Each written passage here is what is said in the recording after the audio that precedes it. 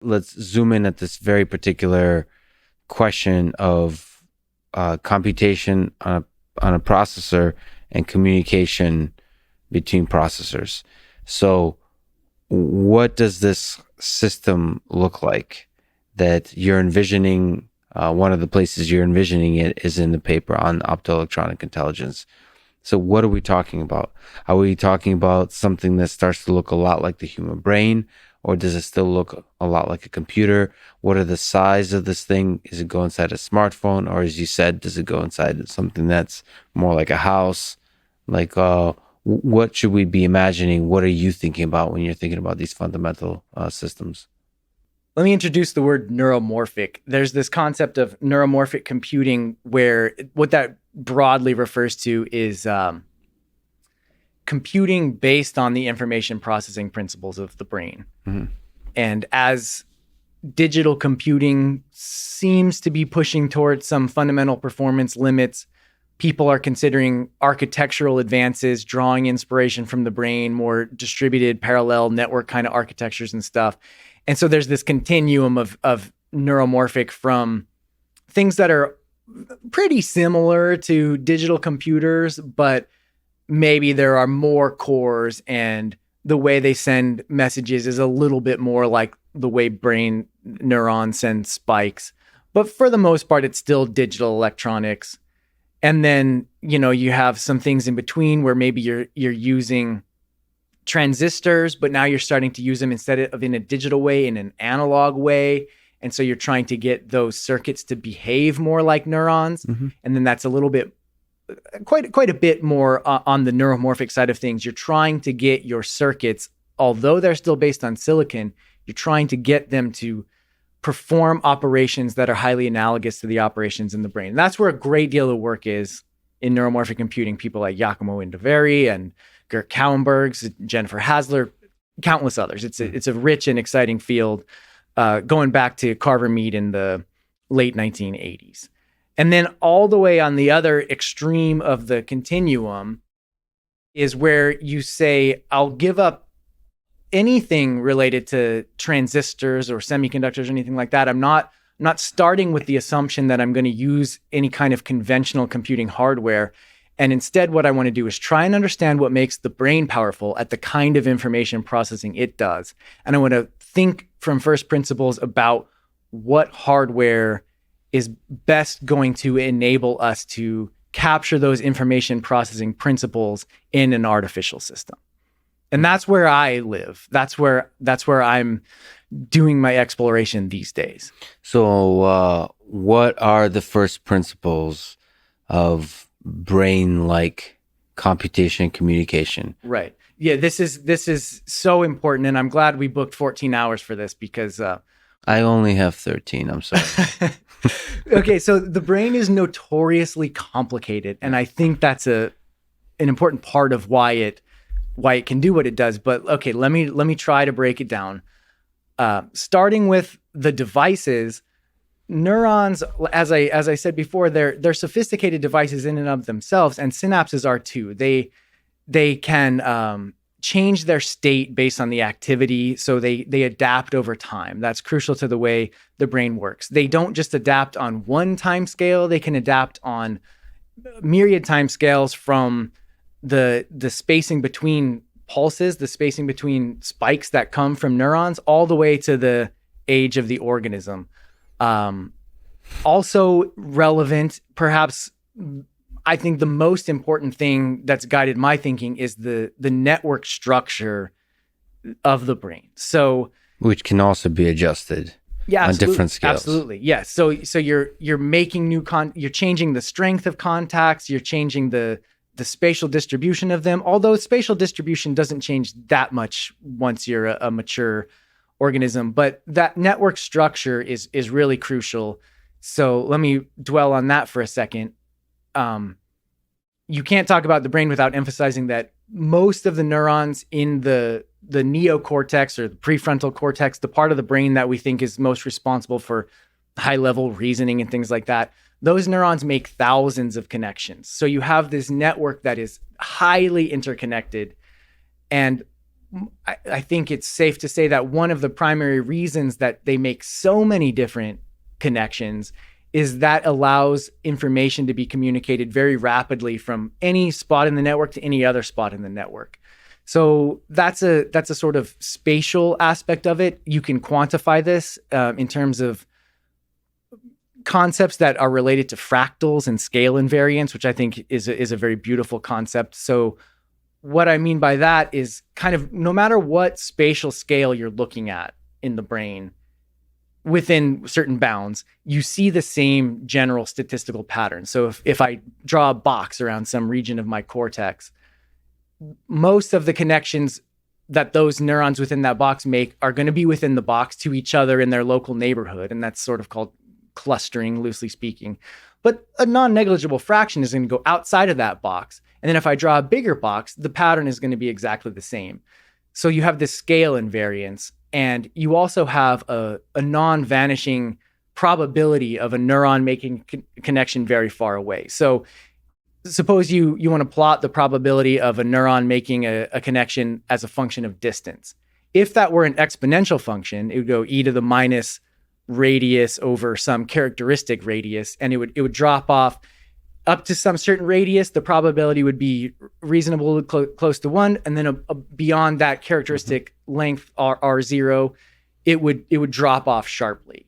And so that would mean that the neurons in your brain are really localized, and that's not what we observe. Instead, what you see is that the probability of making a longer distance connection, it does drop off, but it drops off as a power law. So the probability that you're going to have a connection at some radius r goes as r to the minus some power. And that's what we see with forces in nature, like the electromagnetic force between two particles or gravity goes as 1 over the radius squared. So you can see this in fractals. I love that there's like a fractal dynamics to the brain, that if you zoom out, you draw the box and you increase that box by certain step sizes, you're going to see the same statistics. I think that's probably very important to the way the brain processes information. It's not just in the spatial domain, it's also in the temporal domain. And what I mean by that is that's incredible that this emerged through the evolutionary process that potentially somehow connected to the way the physics of the universe works. I couldn't agree more. It's a deep and fascinating subject that I hope to be able to spend the rest of my life studying. You think you need to understand this fractal nature in order to understand intelligence and computation? I do think so. I think they are deeply intertwined. Yes, I think power laws are right at the heart of it. So just to push that one through, the same thing happens in the temporal domain. So suppose you had, suppose your neurons in your brain were always oscillating at the same frequency. Then the probability of finding a neuron oscillating as a function of frequency would be this narrowly peaked function around that certain characteristic frequency. That's not at all what we see. The probability of finding neurons oscillating or pulsing, producing spikes at a certain frequency is again a power law, which means there's no defined scale of the temporal activity in the brain. At what speed do your thoughts occur? Well, there's a fastest speed they can occur, and that is limited by communication and other things, but there's not a characteristic scale. We have thoughts on all temporal scales from, a few tens of milliseconds, which is physiologically limited by our devices. Compare that to tens of picoseconds that I talked about in superconductors, all the way up to the lifetime of the organism. You can still think about things that happened to you when you were a kid. Or if you want to be really trippy, then across multiple organisms in the entirety of human civilization, you have thoughts that span organisms, right? Yes. Taking it to that level, yes. If you're willing to see the entirety of the human species as a single organism with a collective intelligence, then that too on a spatial and temporal scale, there's thoughts occurring. And then if you look at not just the human species, but the entirety of life on Earth as an organism with thoughts that are occurring, that are greater and greater sophisticated thoughts, there's a different spatial and temporal scale there. This is getting very suspicious. Well, hold on though. Before we're done, I just want to tie the bow and say that The spatial and temporal aspects are intimately interrelated with each other. So activity between neurons that are very close to each other is more likely to happen on this faster time scale, and information is going to propagate and encompass more of the brain. More of your cortices, different modules in the brain, are going to be engaged in information processing on longer time scales. So there's this concept of information integration where most neurons are specialized. Any given neuron or any cluster of neuron has its specific purpose, but they're also very much integrated. So you have neurons that specialize but share their information. And so that happens through these fractal nested oscillations that occur across spatial and temporal scales. I think capturing those dynamics in hardware, to me, that's the goal of neuromorphic computing. So does it need to look, so first of all, that's fascinating. We stated some clear principles here.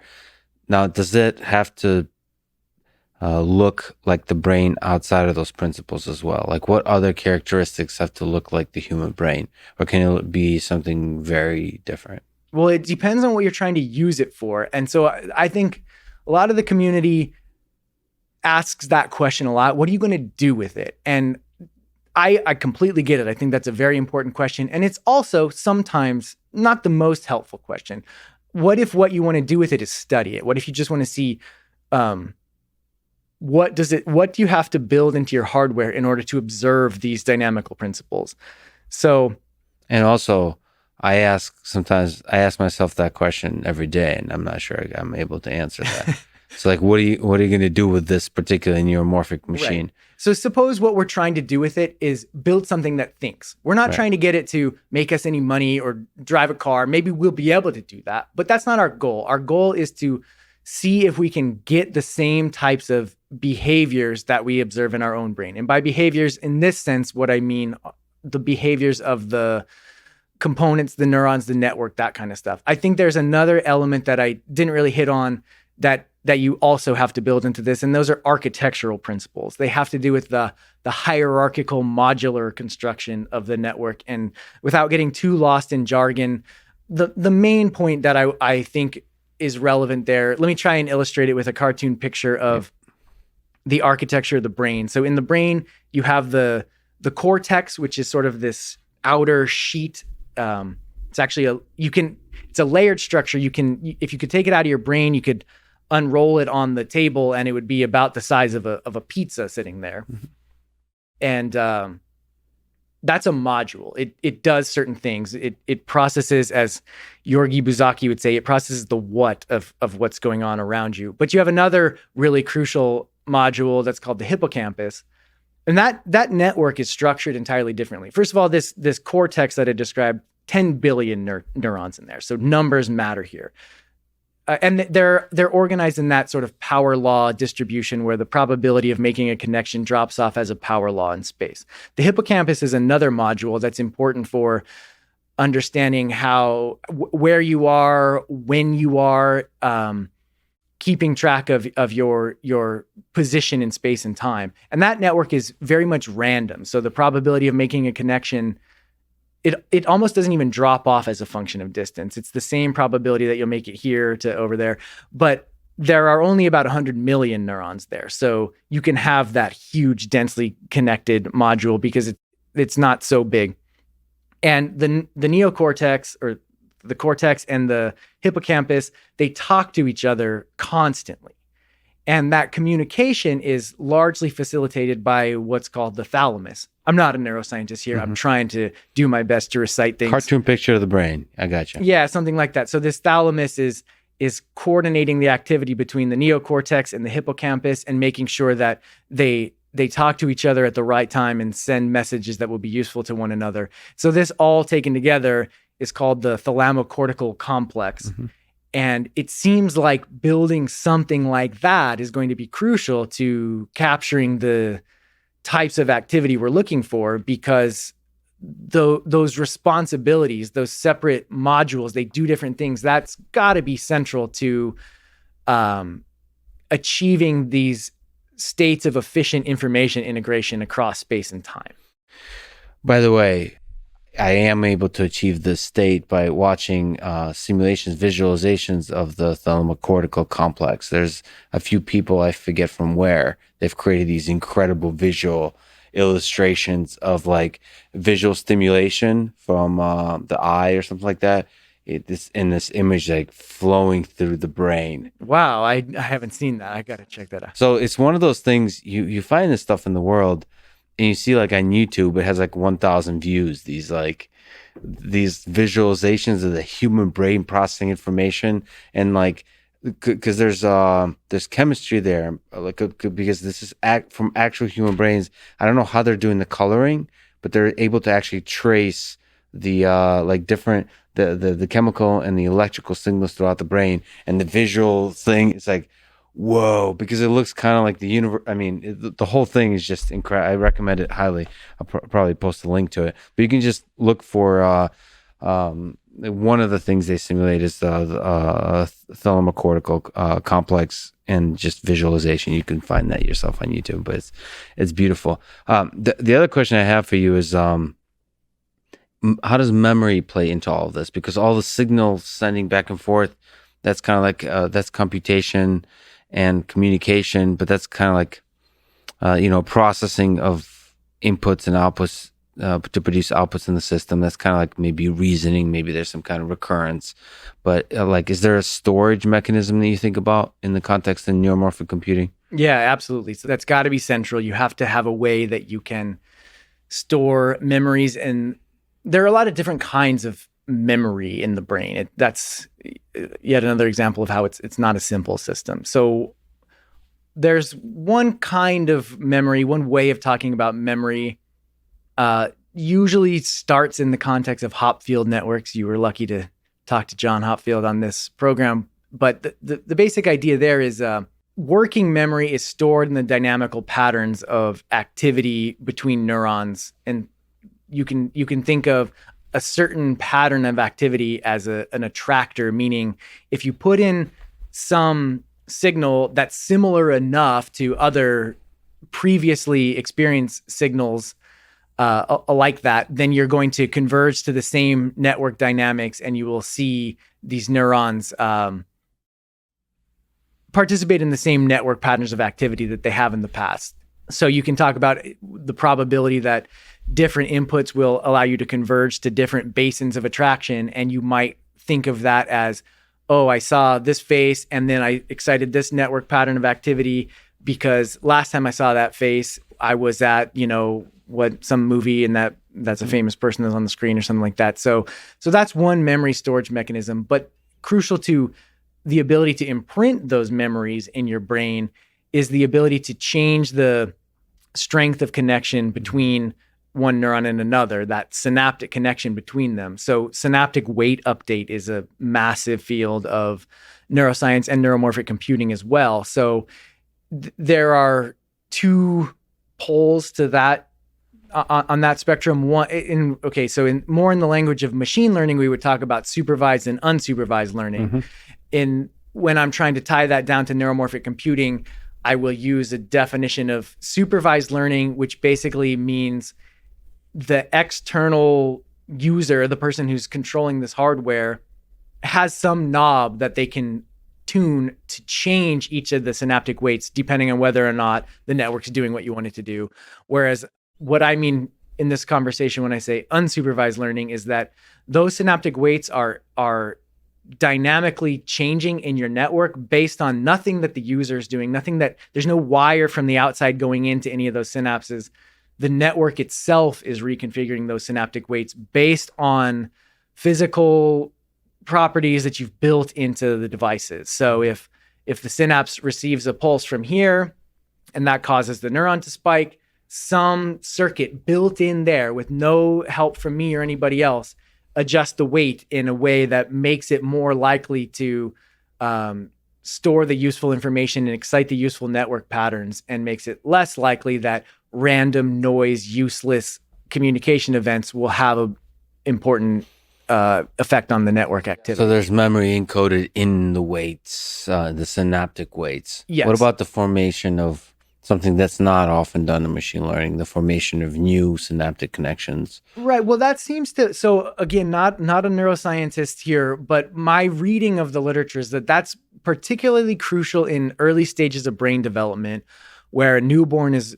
born with tons of extra synaptic connections, and it's actually pruned over time. So the number of synapses decreases as opposed to growing new long distance connections. It is possible in the brain to grow new neurons and assign new synaptic connections, but it doesn't seem to be the primary mechanism by which the brain is learning. So for example, like right now, sitting here talking to you, you say lots of interesting things, and I learn what I learned from you, and I can remember things that you just said. And I didn't grow new axonal connections down to new synapses to enable those. It's plasticity mechanisms in the synaptic connections between neurons that enable me to learn on that time scale. So at the very least, that you can sufficiently approximate that with just weight updates. You don't need to form new connections. I would say weight updates are a big part of it. I also think there's more because, broadly speaking, when we're doing machine learning, our networks, say we're talking about feed-forward deep neural networks, the temporal domain is not really part of it. Okay, you're going to put in an image and you're going to get out a classification, and you're going to do that as fast as possible. So you care about time, but time is not part of the essence of this thing, really. Whereas in spiking neural networks, what we see in the brain, time is as crucial as space, and they're intimately intertwined, as I've tried to say. And so adaptation on different timescales is important, not just in memory formation, although it plays a key role there, but also in just keeping the activity in a useful dynamic range. So you have other plasticity mechanisms, not just weight update, or at least not on the time scale of many action potentials, but even on the shorter time scale. So a synapse can become much less efficacious. It can transmit a weaker signal after the second, third, fourth. That can second, third, fourth action potential to occur in a sequence. So that's what's called short-term synaptic plasticity, which is a form of learning. You're learning that I'm getting too much stimulus from looking at something bright right now, so I need to tone that down, you know? There's also another really important mechanism in learning. It's called metaplasticity. What that seems to be is a way that you change not the weights themselves, but the rate at which the weights change. So when I am in, say, a lecture hall, and this is a potentially terrible cartoon example, but let's say I'm in a lecture hall and it's time to learn, right? So my brain will release more, perhaps dopamine or some neuromodulator that's going to change the rate at which synaptic plasticity occurs. So that can make me more sensitive to learning at certain times, more sensitive to overriding previous information, and less sensitive at other times.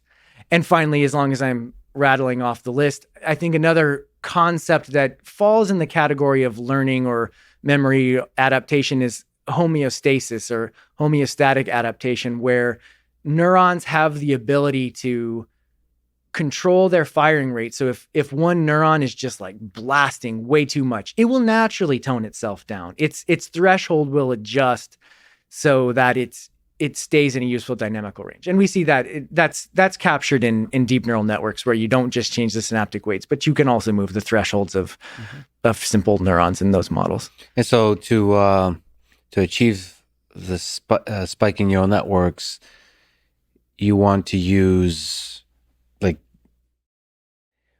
you want to implement the first principles that you mentioned of the temporal and the spatial fractal dynamics here. So you can communicate locally, you can communicate across much greater distances, and do the same thing in space and do the same thing in time.